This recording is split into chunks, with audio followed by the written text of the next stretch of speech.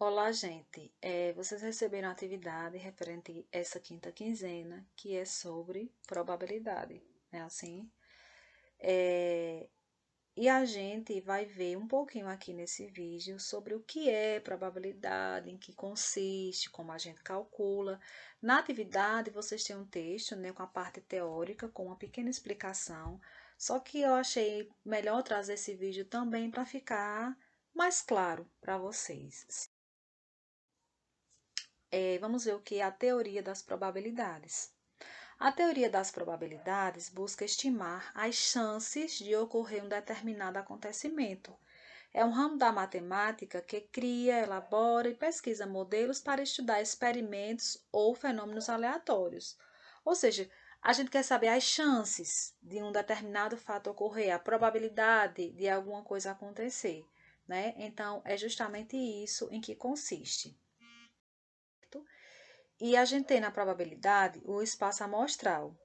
Nesse espaço amostral é justamente eu pegar as chances. Por exemplo, se eu lançar um dado, se eu lançar um dado, né? Quando a gente joga um dado, a gente tem 6 faces no dado. Então, esse é meu espaço amostral. Por quê? Porque pode cair para cima, né? Qualquer face daquela. Aí no espaço amostral a gente tem um experimento aleatório, que é um experimento que pode apresentar resultados diferentes quando repetido nas mesmas condições. É o caso que eu falei do dado. Se a gente joga um dado, pode cair na face 1, na face que tem 2, na face que tem 3, na que tem 4, 5 e 6. Então, qualquer uma delas pode cair para cima, né? Ficar virado para cima. Assim como pode várias e várias vezes eu repetir. Várias vezes. Pode acontecer do 2 aparecer várias vezes e assim por diante. E o espaço amostral é o conjunto de todos os resultados possíveis de um experimento aleatório. Indicamos o espaço amostral por S. Ou seja, quando a gente lança um dado, vou falar de dado porque é o caso mais comum. Qual é o espaço amostral? Quais são todas as possibilidades que eu tenho? Apareceu o número 1, 2, 3, 4, 5 e 6. Então, não pode haver nenhuma outra possibilidade além dessas 6. Nem menor que 1, né? nem número, nem o zero, nem números negativos, e nem maior que 6. Por quê? Porque o dado só tem 6 faces. Então, a gente tem espaço amostral, são todas essas possibilidades que a gente tem. O experimento aleatório são os resultados que podem aparecer nesse meu espaço amostral. Como aqui eu havia dito, né? O exemplo no lançamento de um dado. Qual é o espaço amostral? 1, 2, 3, 4, 5 e 6. Essas aqui são as únicas possibilidades que eu tenho quando eu lanço um dado, certo? E ainda sobre o espaço amostral. O que é um evento? A gente tem um evento, qualquer subconjunto do espaço amostral. Ou seja, eu posso ter evento 2, né? Eu posso ter 3, eu posso ter 4, eu posso ter 5, né? Todos esses. E existem os eventos certo e o impossível. O que é um evento certo? Ocorre quando um evento coincide com o espaço amostral. No caso, por exemplo, se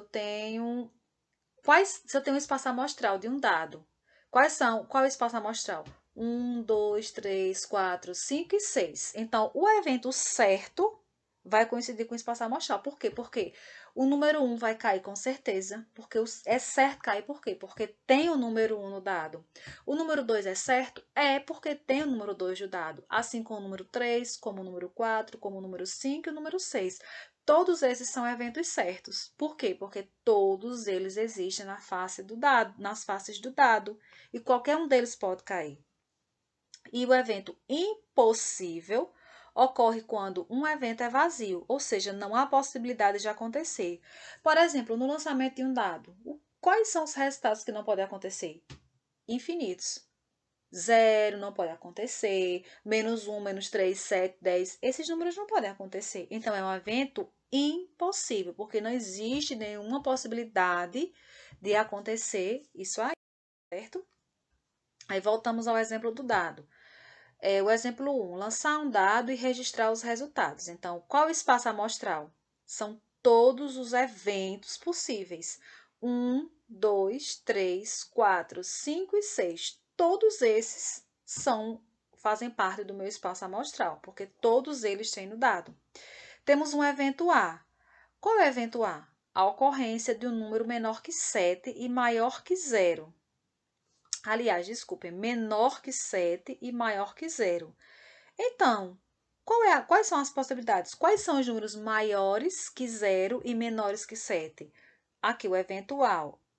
1, 2, 3, 4, 5 e 6. Todos eles são maiores que 0 e todos são menores que 7. Portanto, A, que é esse evento, é igual a S, que é o espaço amostral.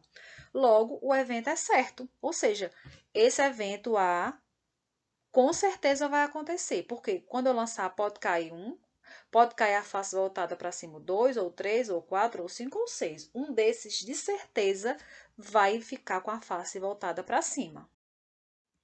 Outro exemplo. Evento B. A ocorrência de um número maior que 6. Quando eu lanço um dado, existe algum número maior que 6 no dado? O evento B, esse símbolo representa o conjunto vazio. A circunferência com esse tracinho cortando ao meio, significa conjunto vazio. Ou seja, o que é que a gente pode concluir? Que não existe número maior que 6 no dado. Portanto, o evento é impossível, certo? O anterior era certo, por quê? Porque dentre os números maiores que 0 e menores que 7, todos se enquadram, porque temos de 1 a 6. E no dado, no evento B, a gente não tem nenhum número maior que 6. Portanto, é um evento impossível. E para calcular a probabilidade, ou seja, qual é a chance, matematicamente falando, numericamente falando, de algum evento acontecer? Para a gente fazer este cálculo, a gente vai usar essa fórmula. P, né, probabilidade de A, que esse P representa a probabilidade e esse A é um evento qualquer. Como é que a gente faz para calcular? Uma continha simples, que é o número de elementos favoráveis dividido pelo número de elementos possíveis. O que é que isso quer dizer? Então, eu vou ter o número de elementos possíveis é como se fosse o espaço amostral. São todos os elementos do conjunto, todos. E o número de elementos favoráveis são aqueles que eu quero de fato, certo? Como aqui, ó. Consideramos o experimento aleatório, ou seja, o experimento aleatório retomando, é o quê? São os vários resultados possíveis que eu posso ter ao fazer uma determinada atividade. Consideramos o experimento aleatório do lançamento de uma moeda. Calcule a probabilidade de sair cara. Então, você vai calcular numericamente, falando quantos por cento de chance eu tenho disso acontecer. Qual é meu espaço amostral? A moeda, logicamente, tem duas faces. Uma é cara, outra é coroa. Logo, meu espaço amostral é o quê? 2, porque na moeda temos duas faces. Evento A. O A é igual a cara, ou seja, eu tenho uma possibilidade. Não é assim? Deu para entender? Se no meu espaço amostral eu tenho duas possibilidades, eu tenho cara e coroa, mas eu quero que você calcule cara. Qual a chance da face cara sair? Você só tem de duas, você só tem uma, né? Uma chance, porque só tem uma face cara. Então, como a probabilidade é o número de elementos favoráveis dividido pelo número de elementos possíveis, temos que a probabilidade é 1 em 2, 1 meio. Por que, gente? 1 meio ou 1 em 2? Porque nós temos o espaço amostral, o total de elementos, nós temos 2, ó. Esse 2 representa o total, a face cara, a face coroa. E aqui, que é o número de elementos favoráveis, eu tenho 1, porque eu quero o quê? Que você calcule cara, apenas cara. Então, só tem uma face cara. Então, eu tenho uma face num total de 2. Ou 0,50 ou 50%. Por quê? Porque isso aqui não significa divisão. Qualquer representação onde eu tenho traço em matemática, isso significa divisão. Então, eu vou dividir 1 para 2. Quanto é 1 dividido para 2? 0,5. E de onde sai 50%? Para encontrar esse número em porcentagem, depois que eu dividir o número de elementos favoráveis pelo número de elementos possíveis. Ou seja, popularmente falando, dividir o de cima pelo de baixo, eu vou multiplicar por quanto? Por 100, porque estamos falando de porcentagem. Porcentagem é 100. Então, se eu encontrei um número decimal, obviamente que para transformar em número em forma de porcentagem, eu tenho que multiplicar por 100. Logo, eu encontrei 50%. A chance de sair cara é de 50%. Exemplo 2. Do lançamento de um dado, qual é a probabilidade de sair número maior do que 4? Qual é meu espaço amostral, primeiramente? Eu vou observar, vou encontrar 1, 2, 3, 4, 5, 6. Ou seja, eu tenho 6 números possíveis. Mas esse espaço amostral não vai me servir todo. Por quê? Qual é a condição? Eu quero um número maior do que 4. Então, qual é meu evento? Evento é um subconjunto do espaço amostral, como a gente viu anteriormente. Ou seja, do espaço amostral, o que é que eu vou querer? O que é que vai me servir? Então, eu vou ter dois eventos. O A, 5 e 6. Por quê? Porque aqui quer saber o número maior do que 4.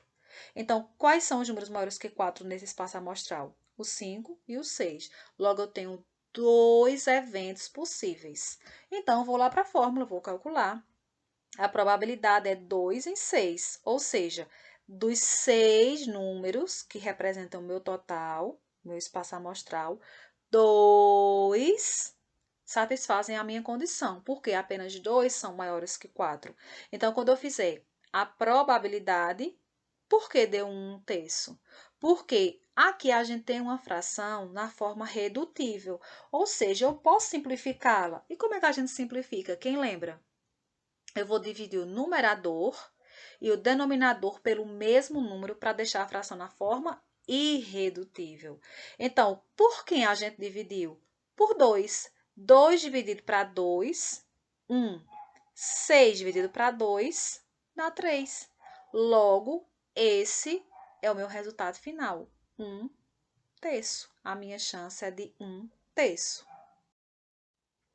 O exemplo 3. Ao retirar uma carta de um baralho de 52 cartas, qual é a probabilidade que essa carta seja vermelha? Então, a gente vai observar. Qual é o meu espaço amostral? O meu total de elementos. Ou seja, a quantidade de cartas, que são quantas? 52. Então, está aqui, 52 cartas. O evento. Quem é o evento? A quantidade de cartas vermelhas. E quantas são? 26. A carta é vermelha, 26. Ou seja, qual é a probabilidade? 26 em 52. Eu tenho 26 para 52. Só que isso aqui ainda está na forma redutível. Eu posso ainda diminuir isso aqui. Como é que eu vou diminuir? Simplificando esta fração. Eu vou dividir o numerador, que é 26, e o denominador, que é 52, pelo mesmo número.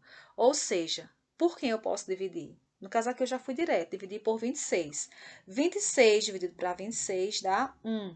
52 dividido para 26 dá 2. Aí o que eu posso fazer? Dividir o numerador pelo denominador, né?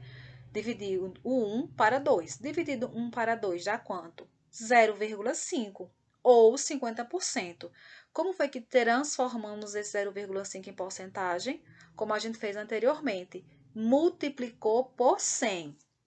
Então, quando você termina de calcular, encontrou a fração na forma irredutível, você dividiu o numerador pelo denominador, provavelmente, com certeza, vai dar um número decimal. Você transforma ele em porcentagem, multiplicando por 100, que nesse caso deu 50%, ok?